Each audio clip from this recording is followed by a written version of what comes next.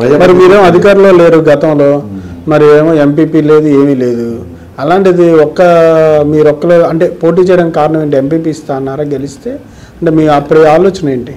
MPP లేదు, MPP లేడీకి reservation ఇది, OC lady reservation ఇది.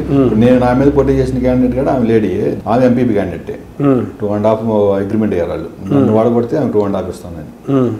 మనం నామినేషన్ వేయడానికి కూడా అలా మాకు ఇంట్రెస్ట్ లేదు వాస్తవంగా. అది మా కాకులస్వామి టెంపుల్ మీటింగ్ పెట్టి 5 కులాల మీటింగ్ పెట్టి ఎవరన్నా బయట వాళ్ళు ఉంటారని చేస్తే నేనే వెళ్ళాను. నేను చివరికి వాళ్ళు నా పేరు నిర్ణయించారు. అనేసి నేను అప్పుడే చెప్పాను నాకు ఆర్థిక పరిస్థితి బాగోలేదని అని. అట్టగే నిలబడి అట్టగే నా ముందు ఆయనకుండి అది మొత్తం గ్రామం మొత్తం ఏ రోజు ప్రచారానికి వెళ్ళిన 200 మంది తక్కువ వచ్చి. అంటే బేసిక్గా మరి అందరూ ఎట్లా ఓడిపోయారు, మీరు ఒక్కరు ఎలా గెలిచారు?